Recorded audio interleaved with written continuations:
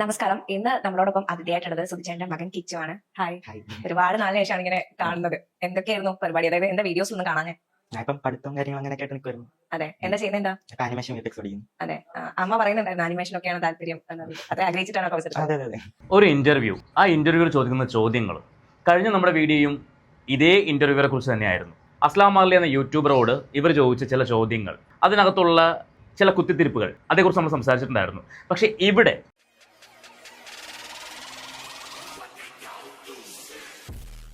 എല്ലാവർക്കും നമ്മുടെ പുതിയ വീഡിയോയിലേക്ക് സ്വാഗതം. നിങ്ങൾ ആദ്യമായിട്ടാണ് ഈ ചാനൽ കാണുന്നതെങ്കിൽ ഈ ചാനൽ ഒന്ന് സബ്സ്ക്രൈബ് ചെയ്തേക്കൂ. അതുപോലെ തന്നെ ആ ബെല്ലൈക്കൺ ഓൾ ഓപ്ഷൻ ഒന്ന് എനേബിൾ ചെയ്ത് വെച്ചേക്കൂ. ഈ ചാനലിൽ വരുന്ന ഓരോ വീഡിയോകളും നിങ്ങൾക്ക് അപ്പോൾ തന്നെ നോട്ടിഫിക്കേഷൻ കിട്ടും. അപ്പോൾ നമുക്ക് ഈ ഇന്റർവ്യൂയുടെ ചോദ്യങ്ങൾ എന്തൊക്കെയാണെന്ന് കേൾക്കാം, അതിന് കിച്ചു കൊടുക്കുന്ന മറുപടികൾ കേൾക്കാം. ശരിക്കും ഈ മോന് പ്രായപൂർത്തിയായിട്ടില്ല എന്ന് അവൻ്റെ വയസ്സിൽ മാത്രമേ നമുക്ക് പറയാൻ പറ്റുള്ളൂ. കാരണം അത്രയും മെച്ചുവേർഡാണ് കിച്ചു മറുപടി പറയുന്നത്. എനിക്ക് ഒരുപാട് ഇഷ്ടപ്പെട്ടു കിച്ചുവിൻ്റെ മറുപടി. എന്തെങ്കിലുമൊക്കെ സാധ്യതയുണ്ടോ ഒരു അലിഗേഷൻ ഉണ്ടാക്കാൻ, അല്ലെങ്കിൽ ഈ അമ്മയും മകനും തമ്മിൽ തെറ്റിക്കാൻ, മറ്റു പല വ്യക്തികളെ തമ്മിൽ തെറ്റിക്കാൻ? ആ വ്യക്തികൾ ആരൊക്കെയാണ് അല്ലെങ്കിൽ എന്തൊക്കെയാണ് എന്നൊക്കെയുള്ളത് നിങ്ങൾക്ക് ഈ വീഡിയോ കാണുമ്പോൾ മനസ്സിലാവും. അവരും കിച്ചു തമ്മിൽ തെറ്റിക്കാൻ വേണ്ടി ഇന്റർവ്യൂ ഏതൊക്കെ രീതിയിലാണ് ചോദ്യങ്ങൾ ചോദിക്കുന്നത്, അതിന് കിച്ചു കൊടുക്കുന്ന മറുപടി എന്തൊക്കെയാണ് എന്നതാണ് നമ്മുടെ ഇന്നത്തെ വിഷയം. നമുക്ക് എന്തായാലും ഈ ഇന്റർവ്യൂയുടെ ചോദ്യങ്ങളൊന്ന് കേൾക്കാം, കിച്ചുവിന്റെ ഉത്തരങ്ങളും കാണാം. നമസ്കാരം. ഇന്ന് നമ്മളോടൊപ്പം അതിഥിയായിട്ടുള്ളത് സുധിച്ചേട്ടന്റെ മകൻ കിച്ചു ആണ്. ഹായ്.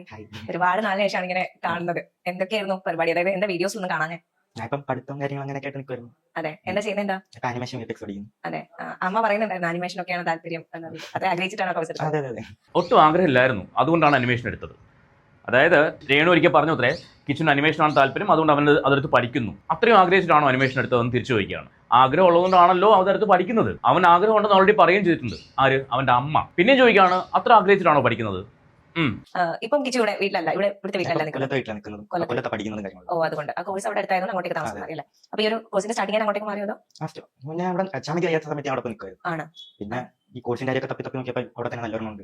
അവിടെ നിൽക്കാൻ. അതെ, ഈ പറയുന്ന പോലെ വീഡിയോസ് ഒക്കെ കാണുന്നുണ്ടായിരുന്നു. അമ്മ ഇറക്കി വിട്ടതാണ് കിച്ചനെ എന്നൊക്കെ വന്നിട്ട് കാണുന്നുണ്ടായിരുന്നു. അതുകൊണ്ടാണ് ഈ വീട്ടിലില്ല. അധികം പണ്ട് ഇന്റർവ്യൂ ഈ സെയിം തന്നെ ഞാൻ പറഞ്ഞിട്ടുണ്ടായിരുന്നു. അതെ, അങ്ങനെ അതൊക്കെ കാണുമ്പോൾ എന്ത് തോന്നി? ഇല്ല, കിച്ചു അധികം സംസാരിക്കേണ്ട ആളാണോ? സംസാരിക്കും. അതെ, അടുത്ത് ഫ്രണ്ട്സിന്റെ അടുത്ത് മാത്രമേ ഉള്ളൂ, അധികം അറിയാത്ത ആൾക്കാരോടൊന്നും. ചോദിച്ച ചോദ്യത്തിന് ഉദ്ദേശിച്ച ഉത്തരം കിട്ടാതെ വന്നപ്പോഴേക്കും അടുത്ത ചോദ്യം, കിച്ചു അധികം സംസാരിക്കാത്ത ആളാണോ? അപ്പൊ കിച്ചു പറഞ്ഞു, അധികം സംസാരിക്കില്ല. അല്ല, ഫ്രണ്ട്സിനോടൊക്കെ ആണെങ്കിൽ മാത്രമേ സംസാരിക്കുള്ളൂ അല്ലേ? അതായത് ഇവർ ചോദിച്ച ചോദ്യത്തിന് ഇവർ ഉദ്ദേശിച്ച ഉത്തരം കിട്ടിയിട്ടില്ല. വീട്ടിൽ നിന്ന് ഇറക്കി വിട്ട വീഡിയോകൾ അല്ലെങ്കിൽ അതുപോലുള്ള സംഭവങ്ങൾ, വാർത്തകൾ കണ്ടപ്പോൾ കിച്ചു എങ്ങനെ അത് റിയാക്ട് ചെയ്യുന്നു, അല്ലെങ്കിൽ അങ്ങനെ അതിനോട് എങ്ങനെ പ്രതികരിക്കുന്നു എന്ന് ചോദിക്കുമ്പോൾ കിച്ചു പറഞ്ഞു, അതെനിക്ക് ഒരുപാട് വിഷമിപ്പിച്ച കാര്യമാണ്, അല്ലെങ്കിൽ അതെനിക്ക് അങ്ങോട്ട് അക്സെപ്റ്റ് ചെയ്യാൻ പറ്റാത്ത കാര്യമാണ് എന്നൊക്കെ പറഞ്ഞിരുന്നുവെങ്കിൽ ആ ശാന്തിക്ക് അങ്ങോട്ട് ഇഷ്ടപ്പെടുമായിരുന്നു. പക്ഷെ അത് വരാത്തത് കൊണ്ടുള്ള അടുത്ത ചോദ്യമാണ്, കിച്ചു അധികം സംസാരിക്കാത്ത ആളാണോ? കഷ്ടം എന്നല്ലാണ്ട് വേറൊന്നും പറയാനില്ല. ഇവിടെ ഒരു ഫ്രണ്ടാണോ എപ്പോഴും കൂടെ ഉണ്ടാവുക? ഉണ്ടാവും, പക്ഷെ പുറത്തെ ആൾക്കാരോടൊന്നും അത്ര ഇല്ലായിട്ട് ഇല്ല. അമ്മയുടെ വീഡിയോസ് ഒക്കെ കാണാറുണ്ടോ? കാണാറുണ്ട്. അതിന് കമന്റ്സ് ഒക്കെ കാണും. അമ്മ ഷൂട്ടൊക്കെ വരുന്ന സമയത്ത് കിച്ചനോട് വിളിച്ച് പറയാറുണ്ടോ? പറയും. എന്താ ഫസ്റ്റ് ഈ ഒരു മറ്റേ ദാസേട്ടനുമായിട്ട് ആ ഒരു ഷൂട്ട് ചെയ്യുന്ന ടൈമിൽ വിളിച്ച് പറഞ്ഞിട്ടുണ്ടായിരുന്നോ? പറഞ്ഞിട്ടുണ്ട്. അന്നേരം എന്താ തോന്നിയേ? അതെ, എന്നിട്ട് അതിന്റെ ഔട്ട് വന്നിട്ട് വീഡിയോസ് ഒക്കെ പുറത്ത് വന്നപ്പോ കണ്ടായിരുന്നോ? അതിന്റെ താഴെ നെഗറ്റീവ് കമന്റ്സ് ഒക്കെ ആകെ വൈറലായി. ഓ, അത്രേ ഉള്ളൂ. ഈ ചോദ്യത്തിൽ നിന്ന് ഈ ഇന്റർവ്യൂ എന്താ ഉദ്ദേശിച്ചത്? അമ്മയുടെ വീഡിയോ ഒക്കെ കാണാറുണ്ടോ? ഉണ്ട്, കാണാറുണ്ട്. അല്ല, അതിൽ വരുന്ന കമന്റ് ഒക്കെ കണ്ടിട്ട് എന്ത് തോന്നുന്നു?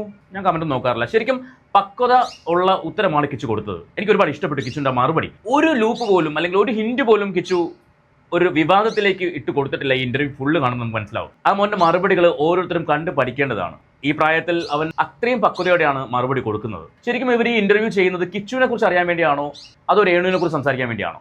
രേണുവിനെ കുറിച്ച് സംസാരിക്കാൻ വേണ്ടിയാണെങ്കിൽ രേണുവിനോട് ഇന്റർവ്യൂ ചെയ്താൽ പോരെ? എന്തിനാ കിച്ചുവിനെ വിളിക്കുന്നത്? കിച്ചുവിനെ വിളിച്ചിട്ടുണ്ടെങ്കിൽ കിച്ചുവിന്റെ കാര്യങ്ങൾ ചോദിക്കണം. അതല്ലാണ്ട് രേണുവിനെ കുറിച്ച് ചോദിക്കാൻ പ്രശ്നമല്ല. പക്ഷേ രേണുവിന്റെ വീഡിയോയെ കുറിച്ചും അതിന്റെ താഴെ വരുന്ന കമന്റിനെ കുറിച്ചും കിച്ചുവിനോട് ചോദിച്ചിട്ട് എന്ത് കാണിക്കാനാ?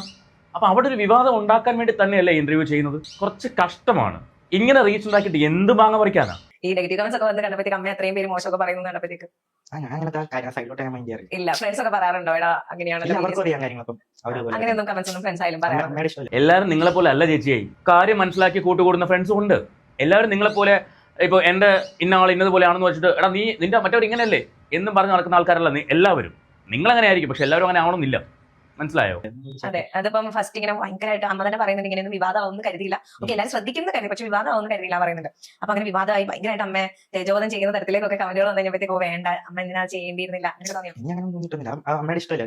ചെയ്യട്ടെ, അങ്ങനെയാണ്. അത്രേ ഉള്ളൂ. അത് അവരുടെ ഇഷ്ടമാണ്, അവരെന്ത് ചെയ്യണം എന്നുള്ളത്. പിന്നെ രേണുവിന് ഒരുപക്ഷെ ചിന്തിക്കാം, ഇങ്ങനെ മോശം കമന്റുകൾ വന്നു കഴിഞ്ഞാൽ എന്റെ മക്കളെ അത് ബാധിക്കില്ല എന്നൊക്കെ രേണുവിന് ചിന്തിക്കാം. അവർക്ക് അമ്മയ്ക്കും മക്കൾക്കും പ്രശ്നമില്ലെങ്കിൽ പിന്നെ ആർക്കാ പ്രശ്നം? നാട്ടുകാർക്കാണോ? അത് ഈ ചോദ്യം ചോദിച്ച ഈ ചേച്ചിക്കാണോ? അല്ല, എനിക്ക് അറിയത്തില്ല, അതുകൊണ്ട് ചോദിക്കുകയാണ്. ശരിക്കും ഇവരുടെ മനസ്സിൽ ഈ ചോദ്യങ്ങൾ കിടക്കുന്നത് കൊണ്ടല്ലേ. അത് കിച്ചുവിനോടല്ല ചോദിക്കേണ്ടത്, കിച്ചുവിന്റെ അമ്മയോടാണ്, രേണുവിനോടാണ്.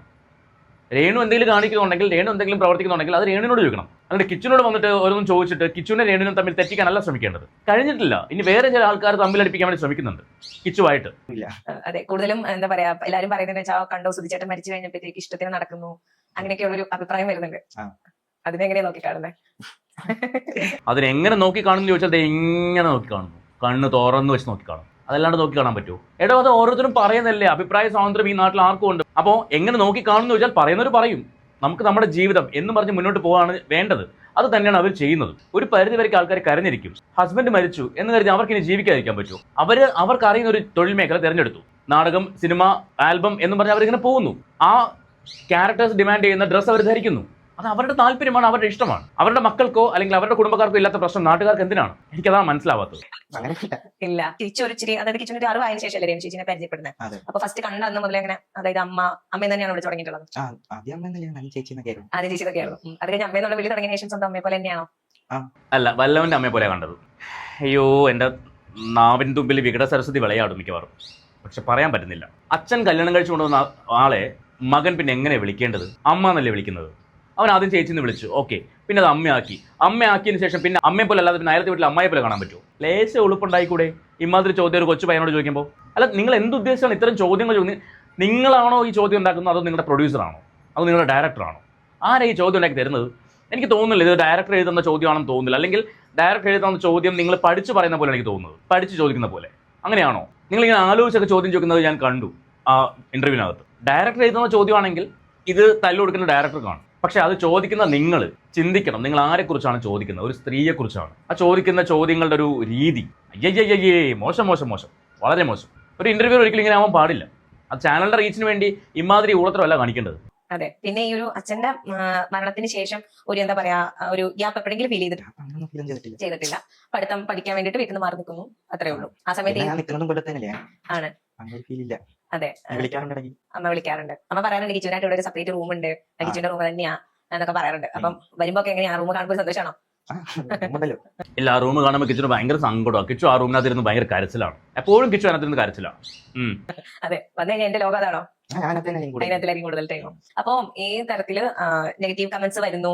പിന്നെ അമ്മയാണ്, പിന്നെ ഈ പറഞ്ഞ ഫോട്ടോഷൂട്ട് ആണെങ്കിൽ തന്നെ അമ്മ എക്സ്പോസ് ചെയ്ത് ചെയ്യുന്നു, അങ്ങനെയാണ് ഇങ്ങനെയാണ് എന്നൊക്കെ പറഞ്ഞിട്ടാണ് കൂടുതലും കമന്റുകളാണെങ്കിൽ. ഇപ്പൊ ഈ അടുത്ത ദിവസങ്ങളാണെങ്കിൽ കല്യാണം കഴിച്ചു എന്നുള്ള തരത്തിലേക്ക് വരുന്നത്.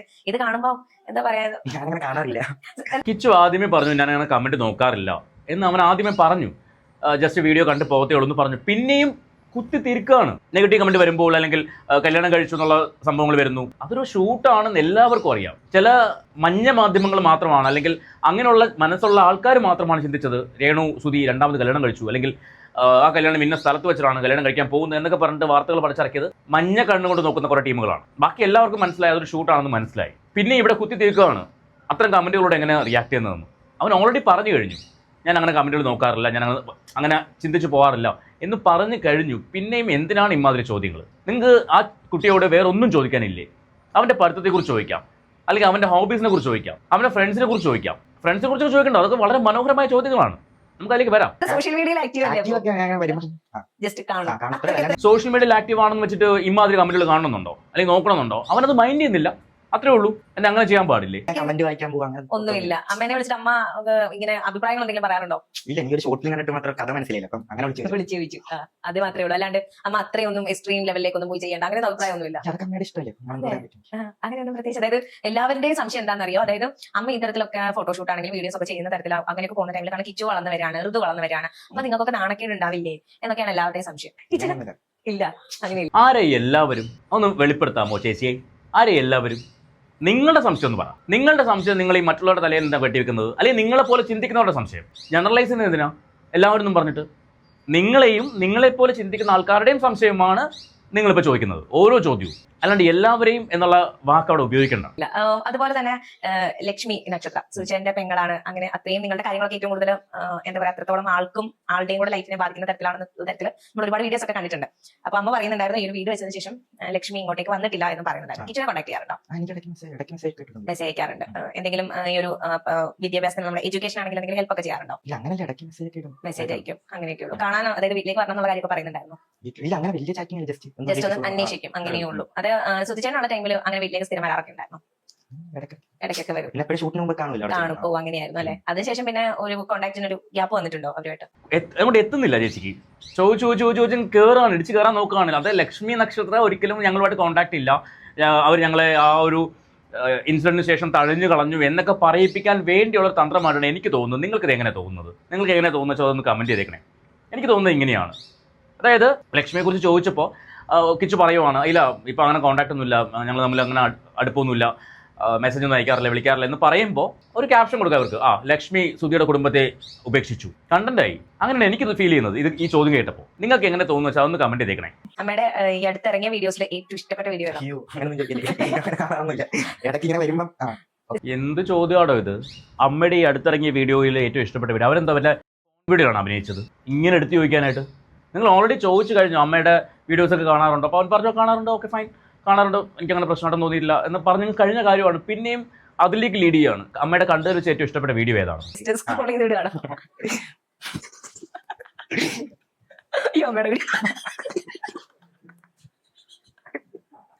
അയ്യോ ചോദിച്ചിട്ട് അവർ തന്നെ ചിരിക്കുകയാണ്. കിച്ചു ശരിക്കും അവിടെ അവൻ്റെ ഉള്ളിലൊരു പെയിൻ ഉണ്ടായിട്ടുണ്ടാവും ആ ഒരു ചോദ്യം കേട്ടപ്പോൾ. അതിനവൻ ചിരിച്ചങ്ങ് കളഞ്ഞു, അത്രേ ഉള്ളൂ. എനിക്കങ്ങനെ തോന്നുന്നത്. ഇമാതിരി ചോദ്യങ്ങളൊക്കെ ഏതവനാണോ പടച്ചിറക്കുന്നത് എനിക്ക് മനസ്സിലാവുന്നില്ല. ഒരു ഇന്റർവ്യൂവർ എങ്ങനെ ആയിക്കൂടാ എന്നതേ ഇവരെയൊക്കെ കണ്ട് പഠിക്കണം. ചിരിച്ചുകൊണ്ട് കഴുത്തിറക്കുന്നത് കേട്ടിട്ടില്ലേ? അതാണ് ഈ കാണുന്നത്. അതായത് ഇവർക്ക് വേണ്ട കോണ്ടന്റിന് വേണ്ടി അവർ ആ കുഞ്ഞിനോട് എത്രമാത്രം ഹേർട്ട് ചെയ്യുന്ന ചോദ്യങ്ങളാണ് ചോദിക്കുന്നത്. പുച്ഛം തോന്നുകയാണ് ഈ ആങ്കറോട് മാത്രമല്ല കേട്ടോ, ആ ചാനലിനോട് പുച്ഛം മാത്രം. ഇപ്പൊ അമ്മയുടെ കുറെ പുതിയ ഫിലിം വരുന്നുണ്ടല്ലോ, അത് ഫസ്റ്റ് ഡേ തന്നെ പോയി കാണാം. ഇല്ല, അവൻ രണ്ടാമത്തെ ഡേ കാണുള്ളൂ. എന്തെങ്കിലും പ്രശ്നമുണ്ടോ? നിങ്ങൾക്ക് കുഴപ്പമുണ്ടോ? അവൻ രണ്ടാം ദിവസം സിനിമ കാണാൻ പോകുന്നുള്ളൂ. ആഗ്രഹമുണ്ടോ? പോയി കാണല്ലോ. അല്ല അമ്മ ഇപ്പൊ ഏകദേശം 3 ഫിലിമുകൾ കമ്മിറ്റ് ചെയ്തിട്ടുണ്ട്, അഭിനയിക്കുന്നുണ്ടല്ലോ. അപ്പം അത് വരുന്ന ടൈമിൽ പോയി കാണാൻ, ഫ്രണ്ട്സിനെ കൂടി പോയി കാണാനൊക്കെ ആഗ്രഹിക്കുന്നുണ്ടോ? ഉണ്ട്. അപ്പം ഈ പറയുന്ന പോലെ ആരെങ്കിലും ഏതെങ്കിലും ഒക്കെ ഫ്രണ്ട്സ് എന്തെങ്കിലും എടാ അങ്ങനെ നെഗറ്റീവ് കമന്റ് ഉണ്ടല്ലോ നിനക്കൊന്നും തോന്നിയില്ല എന്നൊക്കെ ചോദിച്ചു അങ്ങനെ വന്നാൽ എന്ത് ചെയ്യും? ഇവർക്ക് വേറെ ഒന്നും ചോദിക്കാൻ, ഈ നെഗറ്റീവ് കമന്റിനെ കുറിച്ച് മാത്രം ചോദിക്കാനുള്ളൂ. എന്തിനു വേണ്ടിയാണ് നിങ്ങൾ കിച്ചനെ വെച്ചിട്ട് ഇങ്ങനൊരു ഇന്റർവ്യൂ ചെയ്തേക്കുന്നത്? ഇതിന്റെ താഴെ വന്ന കമന്റുകൾ കാണണം, എല്ലാം ഈ ആങ്കർക്കെതിരായിട്ടാണ്. ഈ ചോദ്യങ്ങൾ ചോദിച്ച ആങ്കർ ആണെങ്കിലും ഇത് എഴുതി കൊടുത്ത ഒരു പക്ഷേ ഇതിന്റെ പ്രൊഡ്യൂസറോ ഡയറക്ടറോ ആയിരിക്കും. പക്ഷേ മുന്നിലിരുന്ന് ചോദിക്കുന്നവർക്കേ അതിന്റെ ചീത്ത കേൾക്കത്തുള്ളൂ. അവന് ഒരു സംശയം വേണ്ട. പെണ്ണായതുകൊണ്ട് മാത്രം ആരും തെറി പറഞ്ഞില്ല, ഇല്ലെങ്കിൽ നല്ല പച്ച തെറിയും ആൾക്കാർ പറഞ്ഞാണ്. അതിനൊക്കെ ആയിരുന്നെങ്കിൽ ആൾക്കാർ എടുത്ത് പഞ്ഞി കിട്ടാനെ. സാധാരണ അതിന്റെ നാവിന്നാണ് ഇമാതിരി ചോദ്യങ്ങൾ വരുന്നത്. ഇതൊരു കഷ്ടമായിപ്പോയി.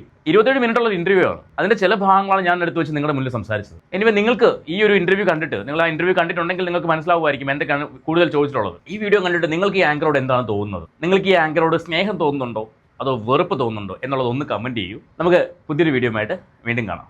അപ്പോൾ സബ്സ്ക്രൈബ് ചെയ്യാൻ മറന്നുപോലെ, സബ്സ്ക്രൈബ് ചെയ്തിട്ടില്ലെങ്കിൽ അതുപോലെ ആ ബെല്ലൈക്കൺ കൂടി ഒന്ന് ഓൾ ഓപ്ഷൻ എനേബിൾ ചെയ്ത് വെക്കണേ. എങ്കിലേ നിങ്ങൾക്ക് നോട്ടിഫിക്കേഷൻ വരുള്ളൂ. അതുകൊണ്ടാണ്.